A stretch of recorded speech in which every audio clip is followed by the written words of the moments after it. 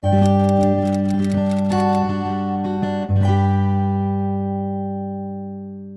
Souvenirs perdus est une trilogie qui est parue entre 2014 et 2015, trilogie de fantasy jeunesse aux éditions Syros. Cette histoire, c'est celle de l'île d'Elfenia. Et cette île, elle a une particularité, c'est que personne ne peut y entrer ou en sortir. Elle est gardée par une sorte de gigantesque léviathan, qui est le gardien aquatique, on va dire, de l'île. Certains pensent qu'en fait c'est une divinité, qu'il protège l'île et qu'on ne peut du coup pas en sortir. D'autres en revanche nourrissent une réflexion qui serait de penser que ce n'est qu'un animal, après tout, ce léviathan, et qu'on est tous convaincus que c'est une créature divine, mais qu'après tout, si on essayait de le tuer, peut-être qu'on pourrait partir. Il y a environ 3000 habitants sur cette île, tous vivent en parfaite autonomie, en parfaite autarcie. Ils composent ensemble, ils ont un certain système qui s'est mis en place d'un point de vue social, organisationnel, etc. Et leur espoir, c'est qu'un jour, ils puissent retrouver leur liberté. Certains se sentent prisonniers, d'autres absolument pas, et ont l'impression qu'ils vivent une expérience de parfaite utopie, et qui sont à l'abri du reste du monde. Donc on a un peu, on va dire, deux clans sur l'île qui s'opposent à ce niveau-là, entre ceux qui voudraient partir et ceux qui sont très contents comme ils vivent et qui souhaitent rester. L'histoire démarre lorsqu'une jeune femme est retrouvée inconsciente sur une plage, et cette jeune femme est parfaitement étrangère, ce qui signifie qu'il est possible d'arriver sur cette île. L'idée de Souvenirs perdus, je pense que c'est une des idées de romans les plus anciennes que j'avais eues. Ça m'était apparu sous forme de rêve quand j'avais 15 ans. Donc quand j'étais au lycée, c'était avant d'écrire Oraison, j'avais en fait fait un rêve, j'avais rêvé d'une île, une île un peu paradisiaque, assez tropicale, qui était entourée d'eau, une eau turquoise, je me souviens très bien. Dans mon rêve, j'étais sur un ponton et j'observais un immense dragon aquatique qui tournait autour de l'île, un léviathan. Je savais que c'était un léviathan et je me regardais dans la glace et je voyais que j'avais de très longs cheveux blancs.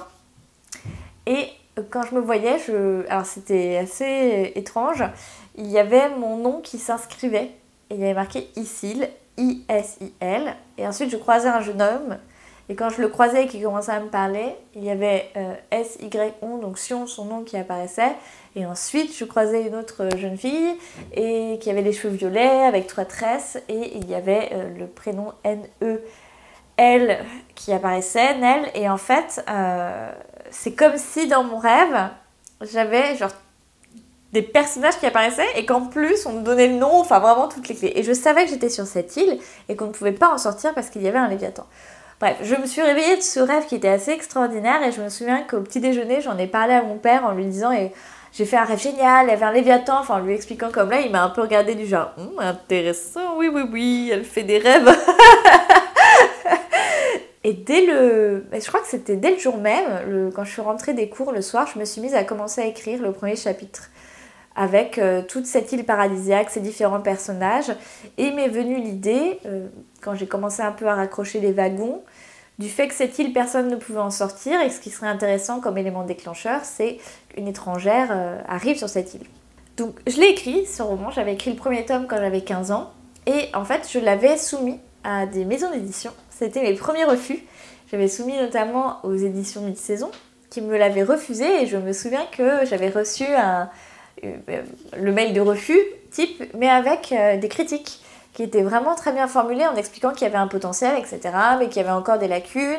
Et du coup, évidemment, j'étais assez désespérée parce que c'était ma première réponse négative. J'avais imaginé, pleine de joie, que ça y est, hop, j'enverrai mon premier roman et que je serais publiée. Non. Et du coup, plutôt que de continuer le tome 2, de le retravailler, je voyais qu'il y avait quand même pas mal de choses qui dysfonctionnaient, je me suis lancée plutôt dans Oraison. Ce qui n'était peut-être pas une mauvaise chose avec le recul, parce que j'avais gagné en maturité l'année qui suivait, et je pense que repartir de zéro, à ce moment-là, c'était ce dont j'avais besoin. Néanmoins, ce rêve me poursuivait, cette histoire aussi, et du coup, c'était en 2012, je me suis dit, mais pourquoi pas, en fait, reprendre Souvenirs perdus. J'ai pas remanié le manuscrit, et j'ai jeté un œil au fichier, je me suis dit, bon, c'était pas si mal, mais clairement je peux faire nettement mieux maintenant. et je n'ai même pas retravaillé, réécrit la base existante, je suis repartie de zéro. C'est un univers que j'ai adoré travailler. En fait, j'avais repris la carte que j'avais fait à l'époque, mais je l'ai encore plus poussée, donc j'ai fait mon propre croquis. Donc voilà, là c'est un peu mes notes en vrac, avec mes plans de chapitre, et puis cette île, parce que j'ai essayé de comprendre à peu près combien c'était fait, donc on voit là... On comprend pourquoi je n'ai pas fait illustratrice, hein, très clairement. Mais bon, moi j'avais besoin un peu de m'y repérer. Voilà, là vraiment on a non seulement complètement les plans de l'histoire, mais on a aussi des extraits en fait. Et c'est pour montrer qu'il y a des moments où j'ai des passages qui me viennent quand je suis en train de faire mon plan sur des carnets. Et du coup, j'adore finalement écrire des extraits de dialogue au moment où ils arrivent. Et quand je compare la version, voilà maintenant, qui est imprimée et les notes que j'ai prises dans mon carnet, en réalité, il y a certaines scènes que j'ai un petit peu retravaillées, mais c'est quasi identique. Ce qui signifie que quand j'ai des fulgurances comme ça dans les dialogues, quand je visualise très bien, c'est des moments où je suis bien dans le flux créatif et où ça sonne juste en fait. Donc là, on a eu une autre carte aussi, voilà, avec le placement des villes pour avoir un peu une idée des distances. Ensuite, la carte a été faite par un véritable illustrateur, un véritable graphiste qui a repris par rapport à mon brouillon et qui l'a complètement retravaillé. On voit que ça n'a rien à voir, hein, c'est quand même autre chose. Et voilà, j'adore cette carte, je trouve qu'elle représente complètement l'idée que je me fais de l'île ou l'idée que je me fais du continent d'Hermétis. En fait, ce qui est très intéressant, enfin les thématiques que je voulais aborder, on est dans un roman vraiment d'action, d'aventure, mais avec une réflexion en filigrane sur la notion de liberté. C'était ce qui m'intéressait, c'était que finalement, donc les personnages principaux, qui sont assez jeunes, certains rêvent d'aventure, notamment Sion qui est chasseur, qui lui, voilà, on sait que son père est parti à un moment donné. On ne sait pas s'il est mort, on ne sait pas s'il a trouvé autre chose. Et c'est pour ça qu'il a envie, lui, voilà, que se coordonne une véritable attaque contre ce qu'il perçoit comme un monstre pour finalement s'émanciper et découvrir ce qu'il y a au-delà de l'océan. Nell, en revanche, c'est l'héritière de l'île. Elle a vraiment été éduquée pour servir un certain nombre de traditions. Et elle, finalement, est persuadée que son rôle, c'est ce rôle de passation. Et qu'un jour, le Léviathan partira, mais uniquement quand ils auront atteint un certain degré de sagesse. Donc chaque année, il y a des rituels dans l'espoir que potentiellement le Léviathan s'en aille. Et donc, voilà, ces deux personnages qui sont, on va dire, aux antipodes dans leurs convictions, vont se retrouver dans une situation qui va les obliger, on va dire, à cohabiter. Et voilà, c'est vraiment une exploration de cette notion aussi d'utopie. C'est-à-dire, cette île en apparence a tout d'idéal et il fait bon vivre là-bas. Simplement, on en est prisonnier. Donc, est-ce être heureux, est-ce être épanoui que d'être dans une cage dorée? Ça rejoint aussi un petit peu le mythe de la caverne de Platon, hein, c'est-à-dire que voilà, on voit un certain nombre de choses, mais elles ne sont que projetées. Comment être sûr voilà, qu'on a accès à tout? Ici, c'est l'étrangère, celle qu'on découvre sur l'île, on ne sait pas d'où elle vient, et évidemment, son arrivée va quelque part mettre le feu aux poudres, parce que c'est tellement une révolution sur cette île, ce qu'il faut comprendre, c'est qu'ils n'ont absolument jamais vu quelqu'un d'extérieur. Donc le jour où quelqu'un arrive, ça va vraiment exacerber tous les conflits qu'il existe entre les différents membres de cette île. Et donc Nell est ici, Sion est là, et au niveau de la couverture, là où je suis très contente, c'est que j'avais vraiment fait un travail de recherche en amont iconographique que j'avais transmis. Et l'équipe graphique de Syros a fait un formidable travail en contactant l'illustrateur, en suivant vraiment mes idées. Et du coup, voilà, quand je vois ces personnages sur la couverture, ce sont mes personnages absolument tels que je les imagine. Et ça, c'est génial. Alors, il y a une alternance des points de vue entre chaque personnage. Pour ceux qui me connaissent, j'aime beaucoup l'alternance des points de vue. Je trouve ça passionnant d'explorer l'intériorité de plusieurs personnages, de voir chacun comment ils vivent une situation, des conflits. Et c'est ce qu'il y a de passionnant en fait dans la multiplication des points de vue, c'est qu'il n'y a pas une vérité, il y a des vérités. C'est parti pour un extrait en fait vers la fin du tome 1, sans spoiler, mais qui est un passage voilà, que j'ai particulièrement aimé écrire. Du noir, Encore du noir. Qu'est-ce qu'elle fait ici? La surface contre sa joue est glacée. Une douleur éclate à l'arrière de son crâne. Elle se redresse avec lenteur, tente de se relever. Impossible. Un éclair de douleur traverse sa poitrine. Elle distingue de vagues formes autour d'elle. Son regard s'accoutume à l'obscurité et elle reconnaît des parois de roche qui semblent monter jusqu'à l'infini. L'air est humide mais pur. Tout n'est que vide, silence, immobilité minérale. Au-dessus de sa tête, une parcelle du firmament apparaît, encadrée par 2 lignes de pierre. Des milliers d'étoiles fixes brillent d'un éclat froid. Elle est dans un trou. Non, elle est dans un gouffre. Le gouffre. Télès m'a plusieurs fois évoqué cet endroit.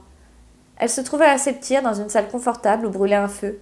Indila lui a offert un repas puis lui a posé un tas de questions. Comment est-ce qu'elle connaissait la lueur? L'avait-on vraiment enlevée? Pourquoi l'avait-on trouvée échouée sur une plage d'Enfenia? Elle a esquivé autant que possible. Elle se souvient du goût salé de la soupe de poisson, puis de celui délicieusement sucré de la tisane. La solaire devenait de plus en plus pressante, anxieuse aussi. Son ton est monté, et, devant son silence, elle a sorti une arme et l'a assommée. Indila, c'est elle qui l'a jetée dans le gouffre. Pourquoi? N'était-elle pas censée la conduire auprès de la lueur? Tout cela n'était qu'un piège, alors. Sion avait raison depuis le début. Elle s'est précipitée dans leur filet. Elle pensait avoir enfin mis le doigt sur un morceau essentiel du puzzle de sa vie à recomposer. C'était un leurre. Nouvel essai pour se relever, en prenant appui sur une stalagmite d'un blanc opalin. À la moindre respiration, sa poitrine est en feu. Elle se souvient du choc lorsque son corps a rencontré l'eau. C'était comme traverser un mur. Ses côtes doivent être cassées. De quelle hauteur a-t-elle pu bien tomber? 20 mètres? 30? Elle tente quelques pas. La tête levée vers l'entrée du gouffre, le désespoir l'accable. C'est tellement haut. Elle s'approche de la paroi envahie de plantes par endroits. La pierre forme des strates lisses. Impossible d'y trouver la moindre prise. Comment sortir d'ici? Au secours! Son cri résonne et se perd. Elle s'égosille de la sorte durant un moment, mais n'a pour réponse qu'un silence terrible, assourdissant. Assise en tailleur, elle n'a rien d'autre à faire qu'écouter les battements de son cœur et hurler de temps à autre. Il y a ce qui ressemble à l'entrée d'un tunnel un peu plus loin. Les ténèbres y semblent encore plus denses. Ici, il attend pourtant, espérant que quelqu'un l'entendra et viendra la chercher. Mais le temps s'écoule sans que rien ne se produise, et très vite, les étoiles disparaissent. Le soleil se lève. La prison de pierre apparaît sous un autre jour, on dirait un lac, l'eau est d'un bleu presque turquoise, très clair. Voir tous les rochers qui l'enserrent terrifie la jeune fille. Elle aurait pu se fracasser le crâne. Son regard glisse une nouvelle fois vers le tunnel. Il faut qu'elle y aille. Elle ne peut pas rester éternellement ici. Elle doit impérativement trouver une sortie. Avec lenteur, elle s'approche de cette cavité où l'eau suit son cours. En s'habituant à la pénombre, elle distingue l'intérieur du passage. Un étroit chemin longe la rivière souterraine. Que peut-il bien y avoir au bout de cette galerie? De la lumière, espère-t-elle? Les gouttes viennent régulièrement troubler la surface de l'eau. Seul son qui se répercute avec celui de ses pas. Elle a l'impression de profaner un endroit secret où aucun être humain n'a osé s'aventurer. Une peur primitive la grippe, celle de l'inconnu, d'un danger impossible à mesurer. Elle aimerait tellement que Sion soit là en cet instant. Il analyserait la situation sans céder à la panique, s'adapterait à cet environnement sans le moindre problème. Ici, il ne parvient pas à garder un tel sang-froid. Peut-être qu'il n'y a aucune issue. Alors, que va-t-elle devenir? Elle va mourir de faim, seule dans cette grotte lugubre. À cette idée, l'envie de pleurer lui comprime la gorge, mais elle continue de marcher. Brusquement, la rive rétrécit jusqu'à disparaître. Pourtant, la rivière continue de s'écouler. Elle s'agenouille et observe l'étendue d'eau sombre. Un frisson la parcourt en imaginant quelles étranges créatures peuvent vivre dans un élément aussi hostile. Elle n'a hélas pas le choix. Il va falloir continuer, mais à la nage. Elle ôte ses chaussures et les accroche à sa ceinture à l'aide des lacets. Non, sans réticence, son pied se dirige vers l'eau, la touche, puis se rétracte aussitôt. Elle est glacée. « Allez, Isil, dit-elle à voix haute pour se donner du courage. Tu peux le faire, allez. » Elle plonge ses jambes en étouffant un petit cri, puis son corps entier. Aussitôt, elle nage, s'accrochant à la perspective que les mouvements vont la réchauffer. Une première brasse, et elle a l'impression qu'on enfonce sa poitrine. Peu importe, il faut faire avec. Elle laisse donc derrière elle la roche rassurante pour s'aventurer encore plus loin dans les ténèbres. Au bout de quelques minutes, des champignons luminescents se détachent dans l'obscurité. Situés sur les parois, ils forment des dentelles organiques d'un bleu très vif, qui viennent se refléter sur la rivière. Ses dents claquent par réflexe. Il ne faut pas penser au froid qui l'assaille, mais nager. Nager. Ce tunnel débouche forcément quelque part.